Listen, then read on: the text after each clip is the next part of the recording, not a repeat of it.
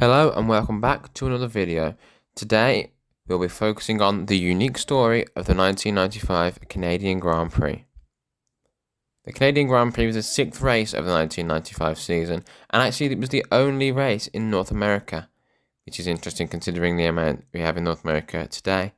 Now, coming into the weekend, Michael Schumacher was 5 points clear of Damon Hill at the top of the Drivers' Championship, after winning 3 of the first 5 races of the season, including the last 2 in Monaco and Spain.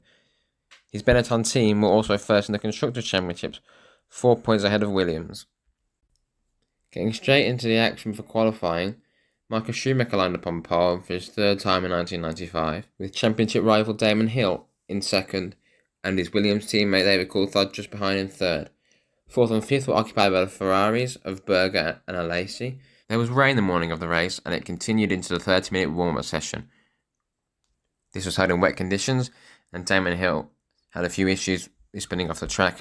It was Jean Alesi that would top the timing sheets in the warm-up session in the wet conditions, but it was dry enough for all cars to start on slicks for the race after Ferrari came to the grid on wets, but decided to change the slicks to match everybody else before the formation lap. Given the conditions, it was an undramatic start with no position changes into turn 1 at the front of the field, so it was still Schumacher in the lead and the top 7 stayed as they were on the grid. At the end of the first lap, Mika Häkkinen tried to pass Johnny Herbert for 6th at the hairpin, but they collided, with both being forced to retire. The marshals were desperately scrambling to try and get rid of the car to avoid a red flag or a safety car, which they managed to successfully do, and whilst this was happening, on the second lap, David Coulthard spun under braking after going over a damp patch and beached himself in the gravel, ending his race. This meant that before the end of lap 2, 3 of the top 7 on the grid were all out of the race, leaving the top 3 of Schumacher, Hill and Alesi. From here, it was fairly comfortable for Schumacher as he built up a big lead over Hill, who was being caught by both Alesi and Berger in their Ferraris. Damon Hill was really struggling to keep up the pace and eventually got passed by both Ferraris and dropped down to 4th position. The race was a one-stop race with no variation in strategy, and on lap 34, Jean Alesi became the first of the leaders to pit, coming into box from second. Then the next lap on lap 35, Gerhard Berger had to coast back to the pits because Ferrari had miscalculated and he ran out of fuel. I guess some things never change with Ferrari and strategy. After his pit stop, Berger rejoined way down the order and Damon Hill was promoted up to third.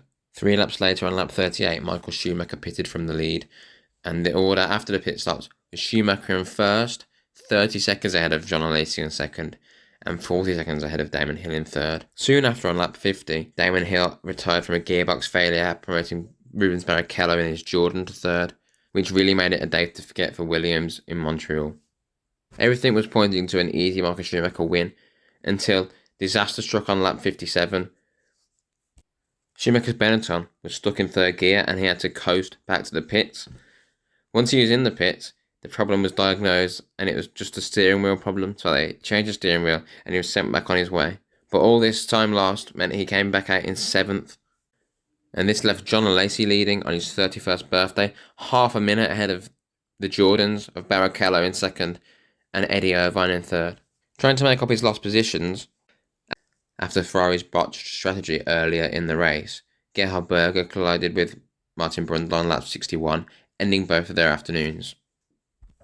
This meant 5 of the top 7 on the grid were now out of the race, with only Jean Alesi and Michael Schumacher still in, and obviously Schumacher had already had his own misfortune with the steering wheel paddle getting stuck. For the remaining 11 laps, the top 3 were not troubled, and Frenchman Jean Alesi crossed the line to win his first and only Formula 1 Grand Prix, sending the Canadian crowd into a huge celebration.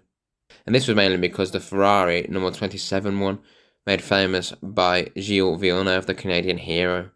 And fans even encroached onto the track before the race had finished, meaning that the final lap was struck off and the race actually finished after 68 laps, although this didn't change the order at all.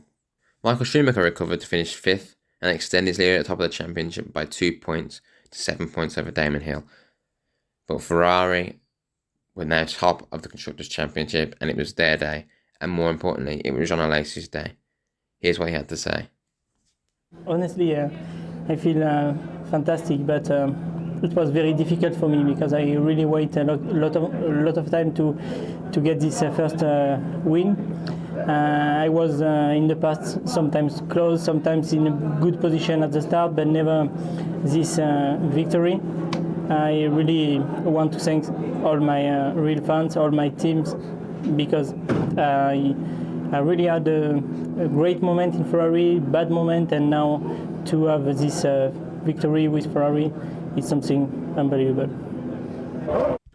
John and Lacey there talking after becoming only the second driver to win a Grand Prix on their birthday after James Hunt.